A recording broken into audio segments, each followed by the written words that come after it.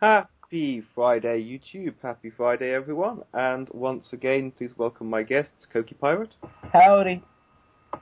and Ujames 1978. Hello there, this is James S. Crofty, James of 1978, and I'm returning to my old sign-in, whatever, call sign, whatever, intro, whatever the name for it is, because I've been receiving threatening letters. But howdy ho. That's your hand. Yes, it didn't go down too well. The blood, the screams, the emotional trauma. And the Didonians used to be such peaceful people. Speaking of which...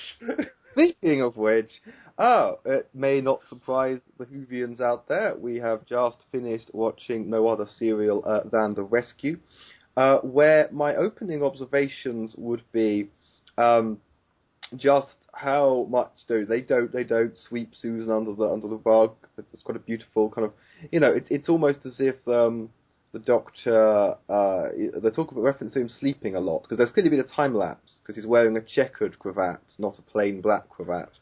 So this does not carry on immediately. And sleeping a lot could be a sign of his depression. So I think there was a time lapse before we meet a certain new character, the sort of adopted granddaughter, I think. And this is a very neat story, very well constructed. And the first time I saw it, I was very impressed. I was like, "Oh, okay, that was a pretty solid twist." And yeah, it's an episode. It's sort of it reminds me of certain Twilight Zones of the same era, and it's got that sort of lovely feel to it. And Koki, literally, you've just finished watching it for the first time. What did you think of The Rescue? It was an interesting story. I kind of had the suspicion that, because the Doctor pitched them as such friendly aliens, and like, is this going to be another case of humans are the real enemy all along? Though, it was interesting in this case. It was literally a human in the costume. Yeah. They must have amazing synthetic skin technology that they have a costume that matches the alien perfectly. But I did like, how they seemed to show the Doctor almost in a state of mourning when he parted ways with Susan. He called out her name and she wasn't there. I'm assuming this is the first time he's landed since she left, even though there was some time in between. Because but I don't know. Sometimes they're in between adventures where it's like he lands and he's so used to doing the routine and he's like, oh, she's not here anymore. Yeah. Yeah, and this Vicki is her name. Vicki. She seems like she's, they were trying to go for a new Susan. They seem to have had a sort of established established paradigm. I'm assuming that this is supposed to be a stand-in for the children. Though I think she does look, physically more childish, even though she shows a bit more leg. So, I guess it won't strike me as being as weird as when, Susan shrinks, because she at least looks younger. But, I don't know. I hope she grows on me, but right now it just seems like another Susan. That's what James said the first time he saw it as well. I specifically said the very first time I saw her, "Hello, Susan 2." Yep. Yeah. Because yes, Koki is right there. They have deliberate. This is why I do think that you hated her after 5 minutes, Koki. That. Although Susan's departure opened new opportunities and new possibilities, they've just created a new Susan who is even more Susan. Referring to the fact that she's the first companion to wear a miniskirt, but no, she's not a sexual being in any way, shape, form or fashion, because she is not looks younger in the face and is acting more immature. A serial you won't have seen yet, can't have seen yet, Coqui. One of the future companions, named Polly, is a 60s girl who always wears miniskirts. She ends up in the Highlands of Scotland in the 18th century. I think it's 1754. I'll have to check the date. And everybody wears skirts. Sorry? And everybody wears skirts. No, but the point is that the women wear long flowing dresses, to which one Scottish woman of the period asks, "Why are you wearing the short skirts of a wee lass? You're a full-grown woman." So that, again, Vicki isn't... The fact that she's wearing mini-skirts would be... mini dresses would be irrelevant because she is not a sexual being in any way, shape, form or fashion. She is just... Not really Susan 2, but Susan Plus. Yes, she's 15, but we are going to treat her like a child. So, yes, I don't want to spoil it too much. I don't want to spoil that. There is character development, there is growth. We do learn about her, just as with Susan or with any other character. But yes, someone at the BBC was so devoted to the whole grandfather-granddaughter viewing a teenage girl as a child paradigm that Vicki does at least start off as Susan 2. And presumably, I don't know. There might be a demarcation problem here, because is it Barbara's new job to open the doors, or is that's one of the most powerful, beautiful scenes in Doctor Who. Certainly in the entire serial. The only thing I've ever seen that even comes close is an episode of TNG. They think that Data has been killed in an accident. So they select Worf to replace him at the ops station, promoting him from security to ops. And so the two plots are, first, the main plot is Data being held captive by the people who faked his death, him trying to escape and so forth. And on the other hand of that, the crew of the Enterprise grieving for him, effectively. Dealing with... but still trying to get on with their lives, get on with the mission. So, getting to the comparison, they have a mission to complete, lives are at stake, Picard on the bridge. Mr. Crusher assumes standard parking orbits. Mr. Data, begin scanning the... My apologies, Mr. Worf. Please begin scanning the water supply. Yeah. Yeah. So, we finished the first Susan-less episode or serial, and I think this is it is a very... Season 2 of Doctor Who is a very strong season, I think. We may not have got to... it's a lot that I'm really looking forward to. This is a very strong story. It does a lot in 2 parts. I'm surprised they didn't go, this really works. We could do quite a few 2-parters. But they really like their 4-parters and 6-parters, even if some of the 6-parters kind of drag, but not all of them. I like the way that Dido really does feel like a whole... I kind of believe the world. I feel like I'm there. And I like how so much of it is not just about deception, but how we kind of perceive things. He puts on a scary mask. We believe that that's what the nasty, scary aliens are like. Barbara thinking that Sandy must be a dangerous predator, when in fact Sandy was a herbivore and a pet. Poor thing. I'd have hated Barbara for that. I called out. I tried to stop you. And yeah, I think the actor who played Bennett, I think, is a strong point. I think I like the way that he went about that. Yes, I would say that the two messages of this serial, the pillars on which they are built, are don't judge a book by its cover, and things are not always as they seem. As Coqui suggested, the humans are the real monsters all along. And I am quite disquieted by the idea that the dinos, the harmonious, gentle, peace-loving dinos, are white men with blonde hair, so blonde that they almost look angelic. So, again, this idea, thinking way back to the first Dalek serials. Are they related to the Thals?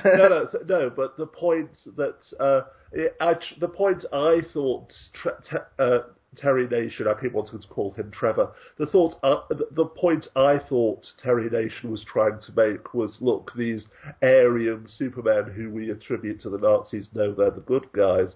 Was it more, no, they're white and blonde, so obviously they're the good guys? Well, I don't think Terry Nation wrote The Rescue. I'll go and check. But not so much Terry Nation, but the kind of attitude of the time, or even of society today. You know, the halo effect. We automatically assume that people are good and have positive attributes based on how they look. And the fact that we assume people to be good.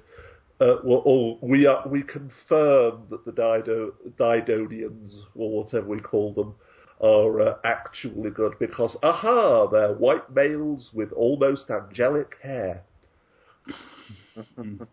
That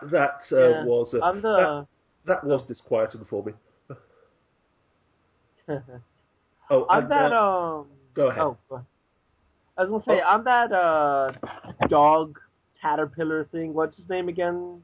Sandy. I was gonna call him Salty or her Salty or whatever. Sandy. You know, because there's that scene where Ian is being pushed off by the spike, and I immediately went to that an iconic scene from Star Wars where the guy's thrown into this area under Jabba the Hutt and there's this monster. And, I'm thinking, is Ian going to have to fight this monster only to have, like, the owner come in and mourn for it? And Ian didn't fall in. They avoided that. But then, later there's an instance of Sandy being killed and Vicki mourning for it. And it's uncanny. This predates Star Wars, so, this would come first. But it's something that I sort of detected would happen. Because, I was already sort of thinking, yeah, they're really trying to mislead us about these alien creatures, which they did well, I think. The costumes might look a little silly, but they did communicate the idea that, they're these ugly-looking creatures. We're supposed to think that they're bad by default, but what if they're not? Yeah. I'm actually going to look up who did write this one. My browser's running a bit slow. Oh, here we go. And I think it was directed by Christopher Barry, who directed quite a few Doctor Who's and who died recently. I'm just going to confirm that. So, bear with me. So, James, your thoughts on Sandy? Oh, not regarding Sandy specifically. I do want to mention the fact that the ceremonial garb which Bennett wears as he disguises himself as Coquillian was obviously inspired by the species to which Sandy belonged, of which Sandy was possibly the last survivor. Yes, it does appear that the Didonian religion, or whatever we wish to call them, their society at least was built around this creature that they revered it, and perhaps even worshipped it. The place where Ian and the Doctor were trapped, for example, the cave with the booby trap and the spikes, that had obviously been built around this creature, although I just have to point out, considering that Sandy was a herbivore, there is... and the fact that the Didonians, for lack of a better term, were such total pacifists, the existence of a Raiders of the Lost Ark style booby trap or Star Wars style booby trap to push people to their deaths at the hand of such a creature is completely it is completely out of character for Sandy. It is a massive plot hole. Have you ever been trapped in a confined space with a vegetarian? Okay, I'm going to say a pacifistic culture worships a herbivore makes sense. There could be. Yeah, I'm not talking about worshipping. But as specifically the non-torture, non-executor, being thrown to the, sort of being thrown to the bunnies instead of being thrown to the lions. That could come from some mythological story in their culture. Yes. That you speak to the Sandy, and the sand. If the sand, it could be like Groundhog Day. It could be sort of if it's if it does this, it does that, because they're attributing something. Supernatural or divine to... Yeah, it could be any number of reasons. Oh, yes, I know. But given the... Leaving aside the wibbly-wobbly, timey-wimey, given the whole point of the serial is that appearances can be deceiving, don't judge a book by its cover. Obviously, the point that the writer David Whittaker, you were Googling that, Alex, but obviously the point that the writer was making was that, it's a terrible monster, it's going to eat us. No, it's actually a vegetarian. That, yes, this terrifying-looking mask that Bennett wears to make himself look like the face of evil is actually a mask worn just as a mask representing the animal which is revered in their society, just as we revere things like lions or eagles and view them as symbols of attributes which we aspire to hold. Or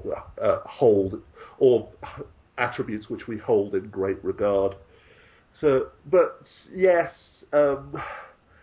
you said that the story was solid. I found it just a bit too predictable. It wasn't simply the fact that Vicki was so obviously the replacement Susan 2, Susan Plus. But, yes, the whole dual identity with Bennett and Coquillian, the fact that the humans are the monsters in the end, etc., that the terrible beast which we thought was going to kill us is actually a herbivore, a pet called Sandy. On this planet, herbivores have sharp teeth for some reason. Yeah. That could be have you ever tried to eat a tree? I was going to say they might eat a very tough kind of plant life. That does need to be shredded like meat. Their ancestors might have eaten meat, just as ours did, or we do. Ancestors are a good example of a sharp-toothed herbivore. Exactly, I was just going to mention them, but fortunately, we all... What are? What are? Pandas. The squirrel bear. There you go. One of the reasons why they are... one of the reasons why they are going extinct is because, even though technically they are rodents, like all other bears, they are omnivorous. So that they are supposed to eat other foods as well, except for bamboo. It's just that they love the stuff so much that they just eat it 24 hours a day. Their digestive systems haven't really evolved to cope with just one plant. They're supposed to eat a variety of foods, but no, bamboo is the panda equivalent of ice cream. And one day humans will live off nothing but ice cream. Yeah. Oh god, that's a terrifying thought. We can dream. Yeah. So I'm going to open up the floor. What are people's thoughts on Vicky's legs? No, sorry, no, we have covered that. But that was facetious. I'm sorry. I was just stereotypically, the Doctor Who companions were all supposed to have worn short skirts, and I said during the episode, the first companion to have a short skirt. But I suppose the thing is, 63, 64 is when people are being a bit less repressed. The clothes were still quite 50s. And also, as I say, Alex, deliberately casting an actress who looks younger and giving her the direction that her character is more childish, more immature, bursting into tears every 5 seconds. That removes the sexual element. So, like in the serial I referenced before, it's just wearing the short skirts of a girl. She's not a sexual being, so the fact that she's not... Wait. Yeah. Yeah, we have to wait for Polly. Yeah, for the again, that's one issue, Cokie. One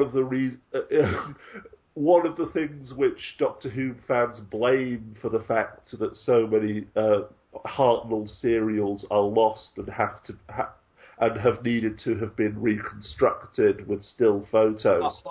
Hartnell and Troughton. Hartnell and Troughton is the character Polly. You know, she was the first woman to wear mini skirts. She was still very young, very attractive, but as we say, Vicki, her whole character, her whole demeanour was that of a child. So although many Hartnell and Troughton serials were sold to the Arab world, and as a result were preserved in those countries, and we can still view them today. As soon as Polly came along, they stopped buying Doctor Who, and the curators of Doctor Who just refused to save those episodes. So we're in the situation we're in now. Damn you, Polly's legs! Why did you have to be so sexy? And indeed, if it was Polly coming along, that proves your point, because presumably Arabs were okay with Vicky's legs, they're just not okay with Polly's legs. Exactly. A little girl wearing short skirts isn't an issue, but again, cover your cover your shame. I'm going to say, actually, the consensus among Doctor Who fans is that Maureen O'Brien is the superior actor.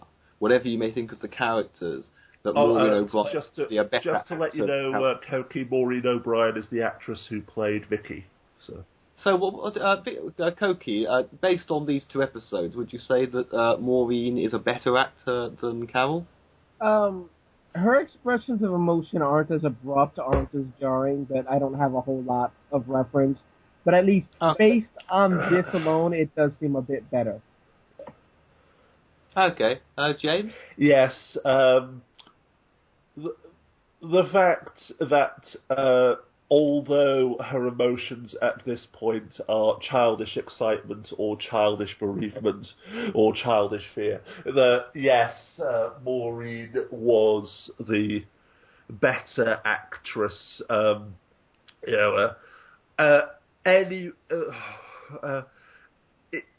not sure if this is a saying, but if it's not, then it will be after I've coined it.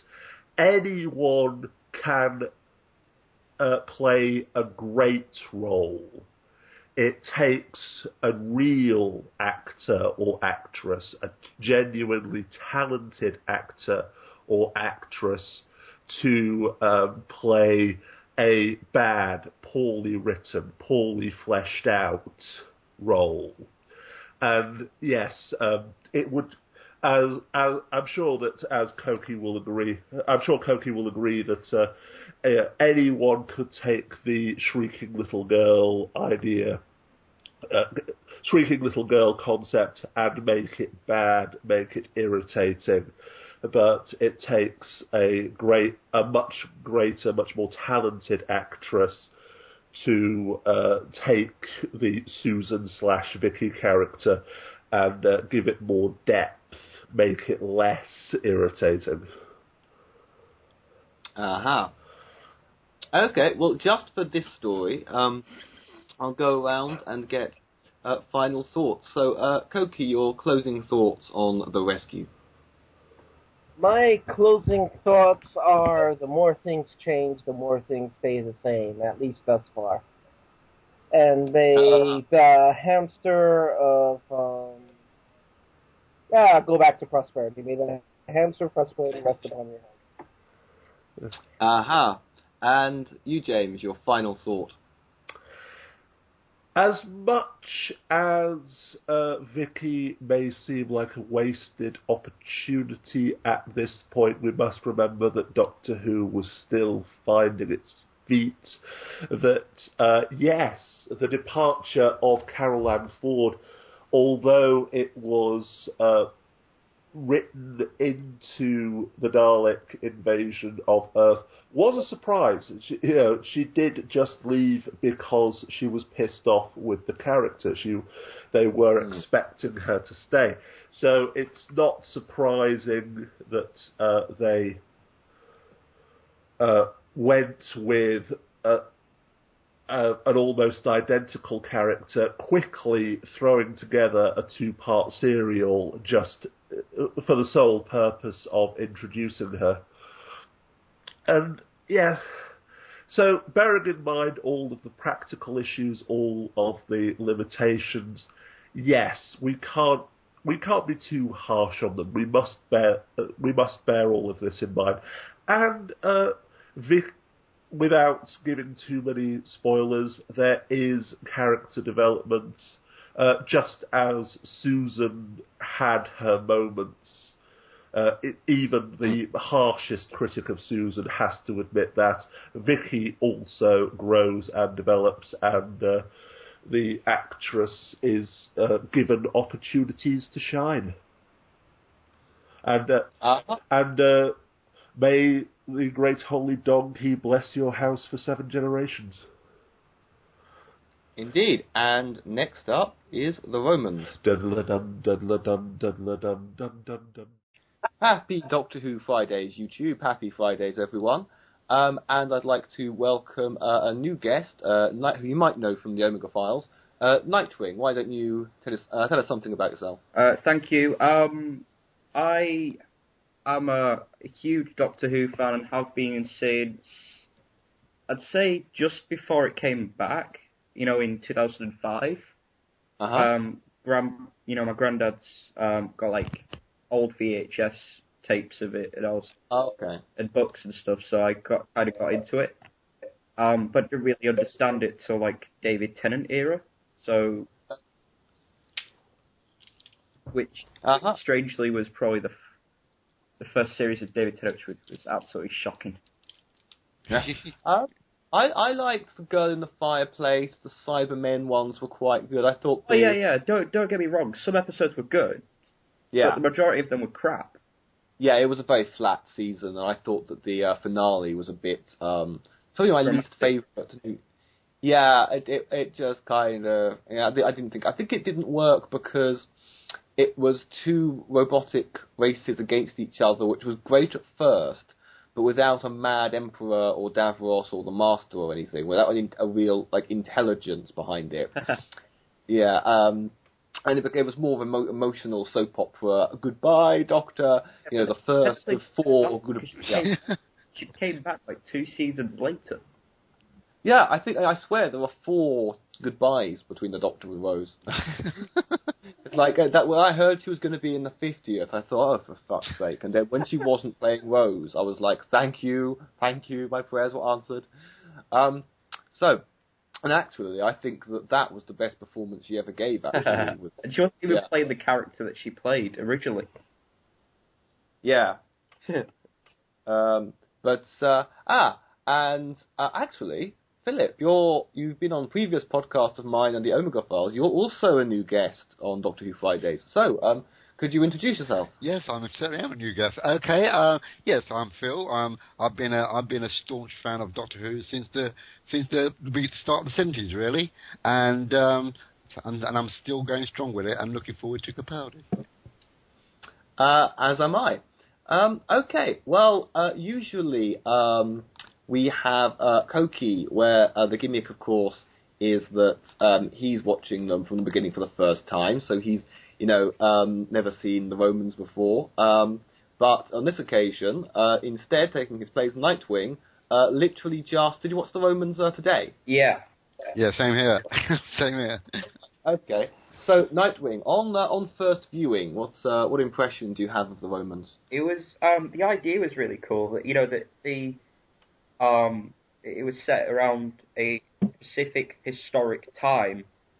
Yeah. And the whole episode planned out over quite a few. Like, it wasn't like the same day they landed. It was set over a few months. Yeah. Which I really liked, and the idea of them all, like, two of the characters getting sold as slaves, and yeah. And it was a really good episode, and for me, not really knowing a lot of the classics, I'd say that this is probably up there with at least my top 20. Oh, okay. Yeah, well, I'm a big Hartnell fan. He's one of my favourite Doctors. So I think, if nothing else, if it's got Hartnell in it. I do agree, actually, one of the best things about this serial is the journey of the main characters, and you get a real sense of jeopardy, don't you? Like, are they going to get back? Are they going to escape? Are they going to... it's probably one of the strongest things about the serial is the way that you follow, I suppose, two journeys. There's the Doctor and Vicki, and there's Ian and Barbara, who I always really cared about and liked as characters, and it's always best when they separate. Philip, your... well, not your first impressions, because you've seen it before, probably several times, I'm guessing, but you saw it recently. What appraisal would you give of the Romans? I do like this classic Doctor Who when it comes to William Hartnell, because they're paced out quite nicely, and there's nothing hurried about it, and with this particular episode, the Romans, it has a nice balance of seriousness and humour chucked in. Yeah, a lot of. Yeah, it definitely doesn't take itself anything like as seriously as Reign of Terror. The thing is, the way the historicals go, Marco Polo nailed it. Shame it doesn't exist. The telescopic reconstruction is quite good. The Aztecs is one of my favourites of all time.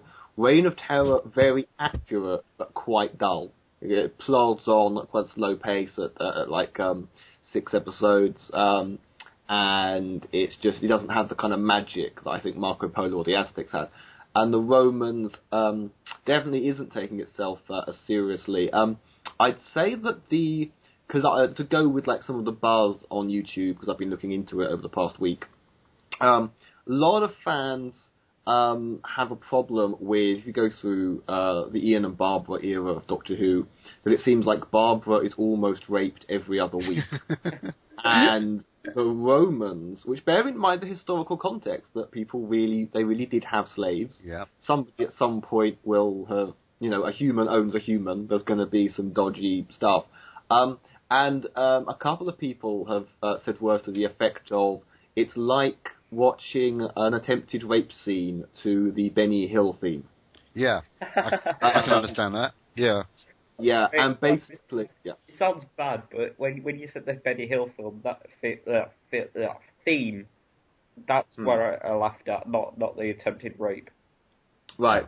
The thing is, the BBC wouldn't do it now. I think it was a more innocent audience. The kids watching are just going, Nero, what's a kid? I don't think they understood it back then. I think I think they probably just said that, oh look, he's copying, he's just a bit of a chase, he's just playing. he's not doing anything serious.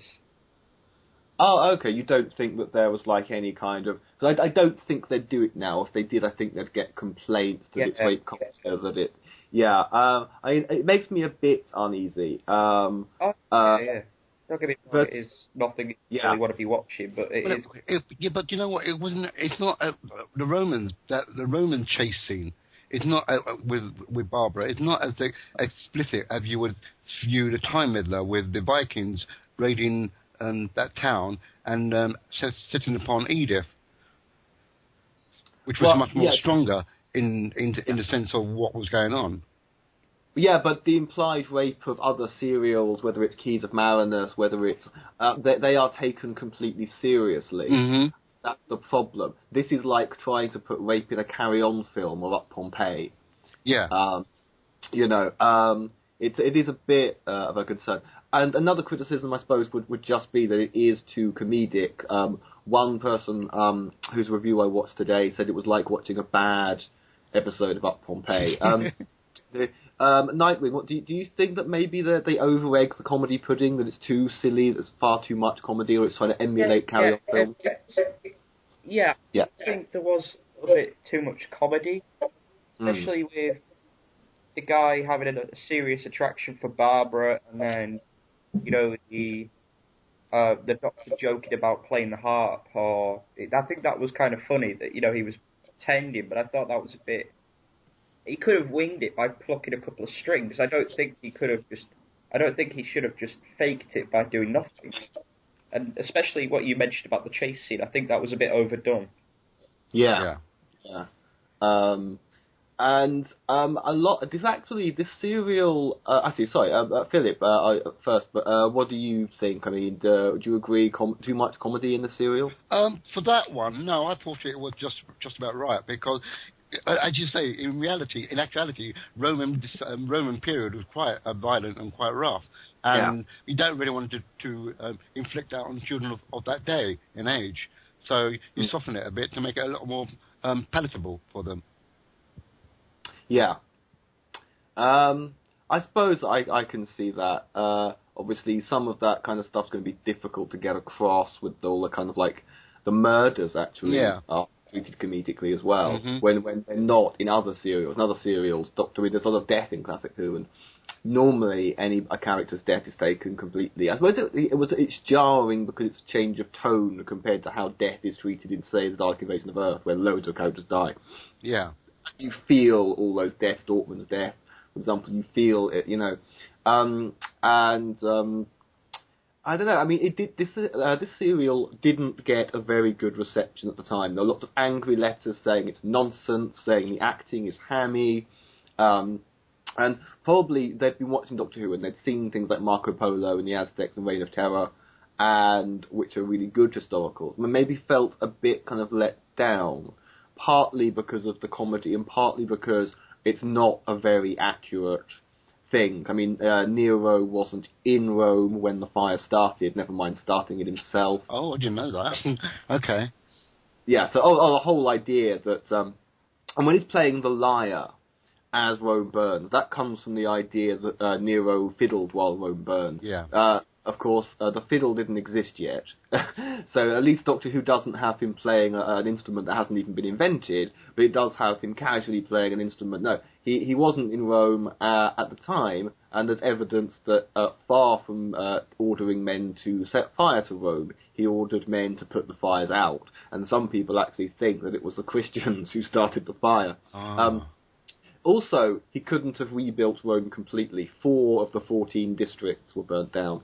And Rome actually had quite a lot of fires. This was unusually big, but it wouldn't have been a complete rebuild. It would have been a rebuild of those 4 districts.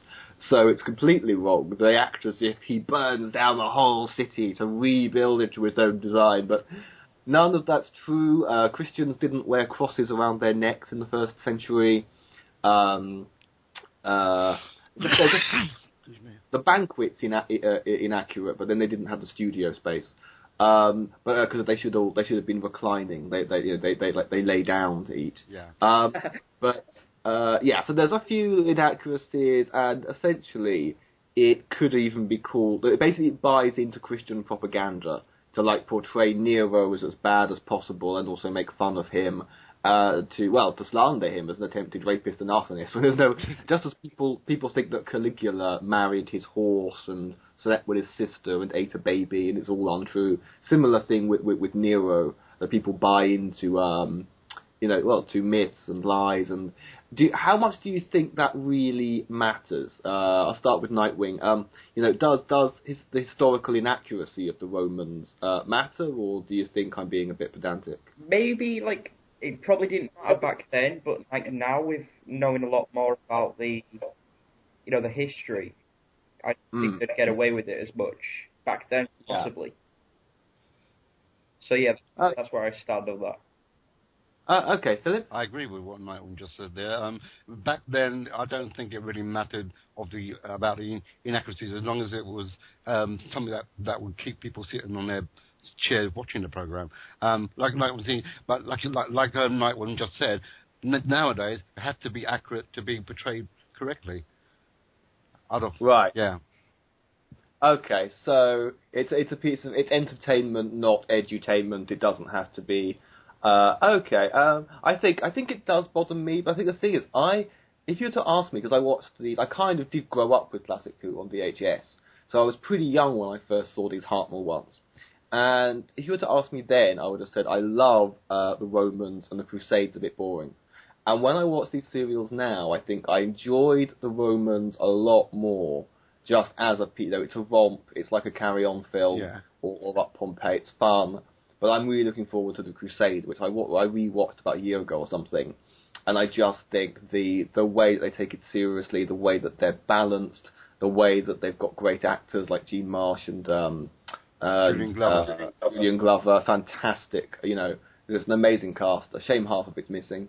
So I've kind of done a reversal, that I'm kind of like, the Crusade is better. But maybe I'm just I don't know. I think these things matter more to some people than others. I wish they had done a more accurate Roman serial, but then I guess the Pompeii one they've done more recently, which refers to this one, kind of makes up for it. So I don't think there was anything in Fires of Pompeii that was disastrously inaccurate, apart from obviously the supernatural element. But then it's Doctor Who, so you can forgive it. Yeah, you can. Okay, well, talking about the series as a whole, because I think this one is very, as I said, one of its strengths is the characters, and you really care about the characters. And some people have suggested, when you go through the William Hartnell, or the early William Hartnell era, that as time goes on, you feel a certain chemistry between a certain two characters.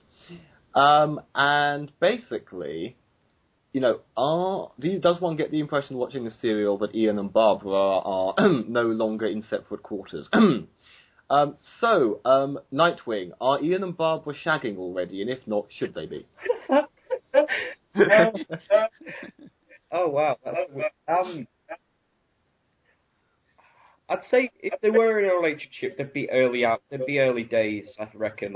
It wouldn't be very long into their relationship if they were in a relationship. So no, they wouldn't be in shagging. They wouldn't be in same quarters.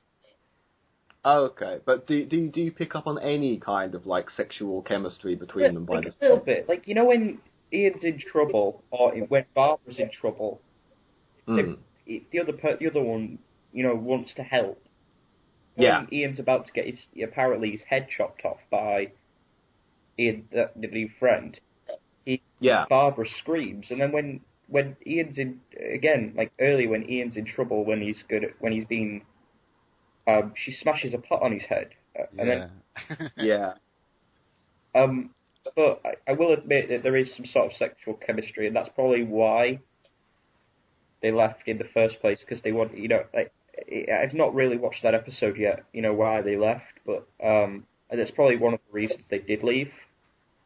Oh, okay. Well, they weren't supposed to have, quote-unquote, hanky-panky on board the TARDIS. They had Susan and David kiss on screen, but that's a departing character. They were marrying Susan off. But they definitely, in the classic series, did not want any hanky-panky on board the TARDIS.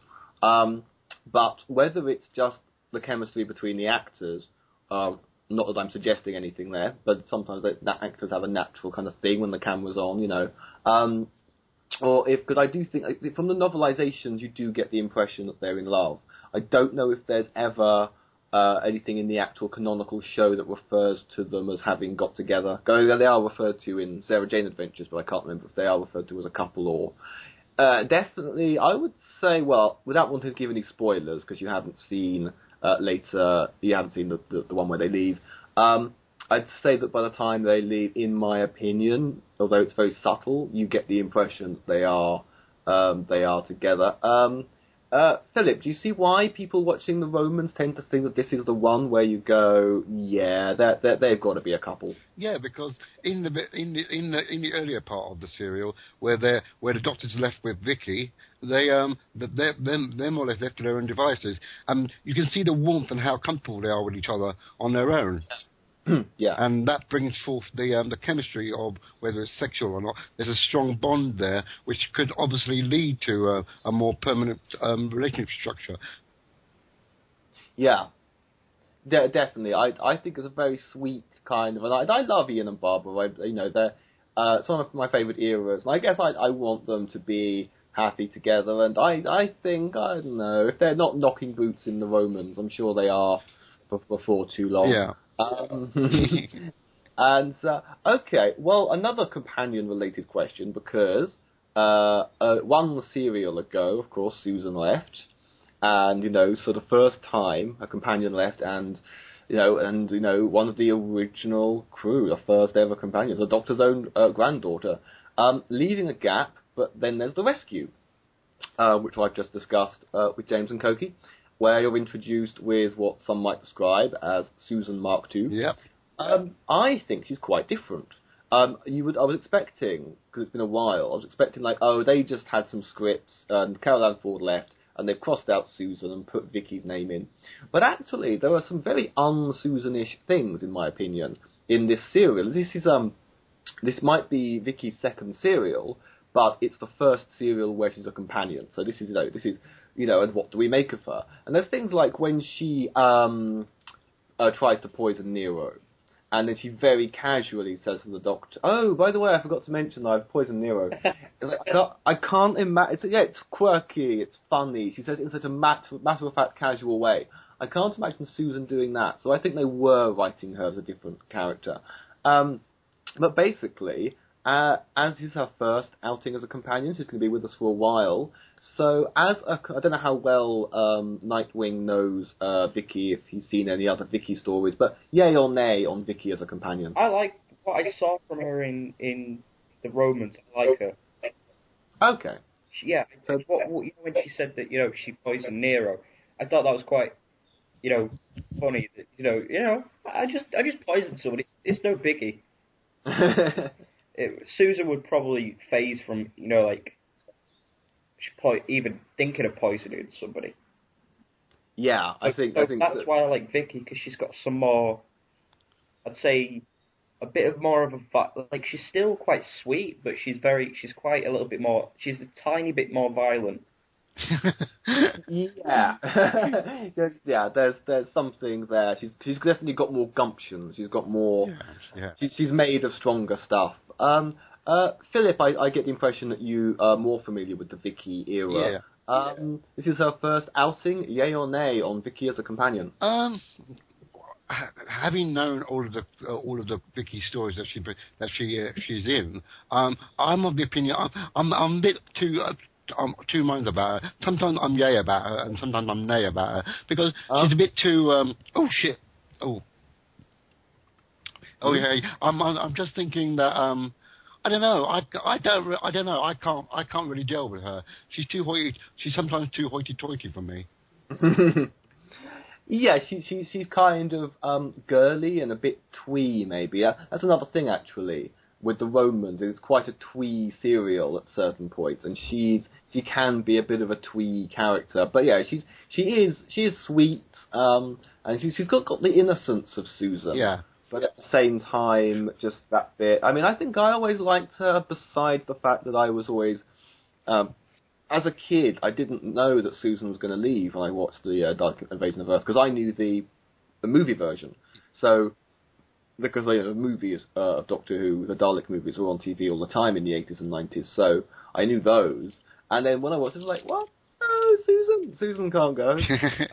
Really heart-wrenching. And yet somehow there was never any resentment to Vicki. Although Yeah.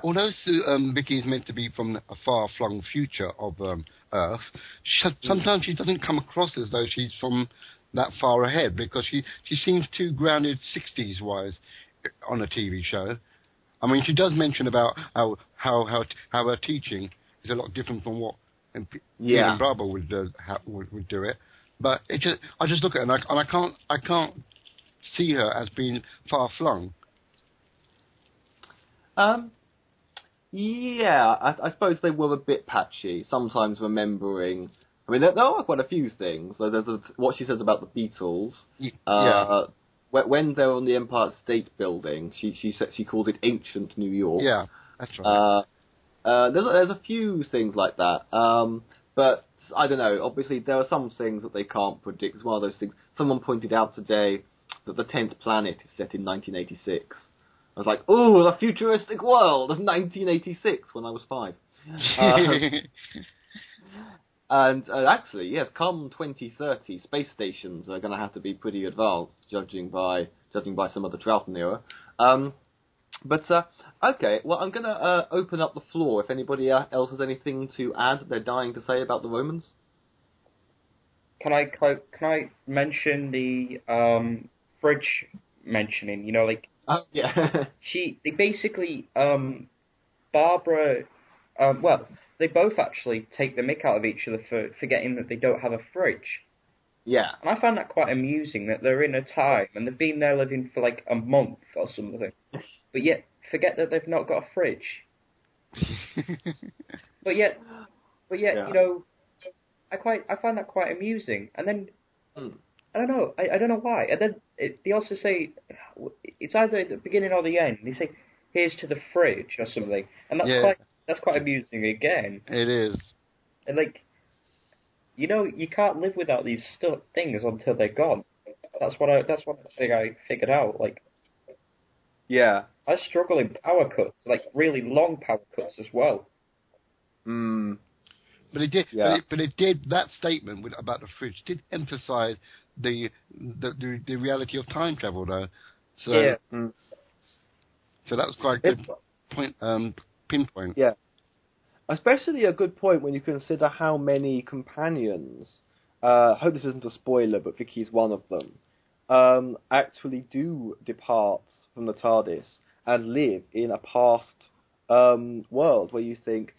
You've chosen to live out the remainder of your days in an era where you've got no electricity, you've got no mod cons, really. But you know, that's a weird thing, though. If you consider her being born in the far future, yet she dies in the past, if you go on how she lived her life, it's kind of weird. It's a conundrum in itself, a time conundrum.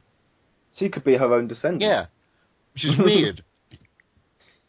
Yeah, That's quite freaky. I think that kind of thing, you know, might explain all the similar looking people in Doctor Who. You know, borrow me when they reuse actors.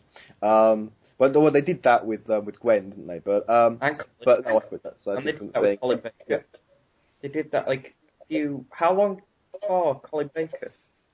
Like wait, it was only a year. He played, what was the guy he called? Commander Maxill.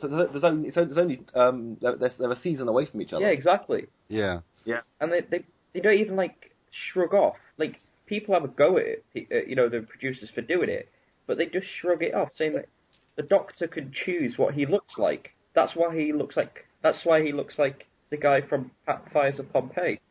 Mm-hmm. So presumably he looked at Commander Maxill and went, "I want a body like that." Yeah, that's how I always assume Time Lords are sometimes. Oh, that's what Romana said, because Romana consciously chose Princess Astra. Yeah. Yeah. And obviously the guy from Fires of the Pompeii is Peter Capaldi, and he's going to be playing the new Doctor, so... And River, when she regenerated, because remember she was Mel, yeah. She said she was focusing on her dress size. Yeah. But for some reason, because of Romana and because of River Song even, I thought for some reason female Time Lord or Time Ladies had more control over regeneration than men. Because the way they play the Romana regeneration is like it's obviously a parody of when men go clothes shopping with women. Yeah. And women keep going and changing their outfit, but she does it with her body. So what do you think of this? And she's that tall alien. And like, oh, okay. Then he objects though. So the Doctor's now a hypocrite. Because he said, you can't just take Princess Astra's body because you like it. I was like, now he's done the same thing. Yeah. A bit surprising. He should have chosen like a Roman costume. Why isn't Peter Capaldi going to be wearing a toga the whole time? I'd say, with the clothes and everything, and you commented on Romana being like clothes shop hypocrite type thing. Yeah. Tom Baker did that in his first episode, didn't he? Robot. He kept coming in and out of the TARDIS with clothes. Oh yeah. Yeah. So I go, what do you think of this? Yeah, he wanted to be a Viking, didn't he? Yeah, and a clown or whatever else. And it'd be funny if he became Pissy the Cloud.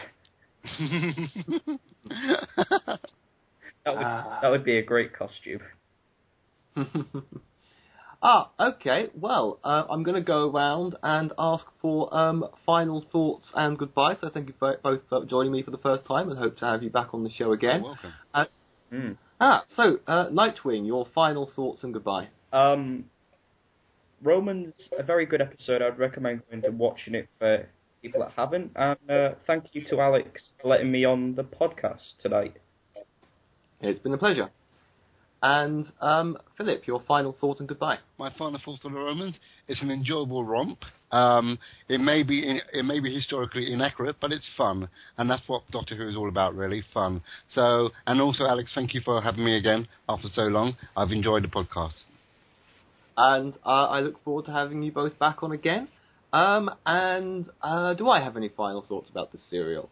I suppose I can just agree. You know, this is, if you just fancy watching a good, fun Doctor Who serial, and especially if you if you don't know the Hartnell era that well, it's worth getting into. And what else is there left to say? Next episode, the Web Planet.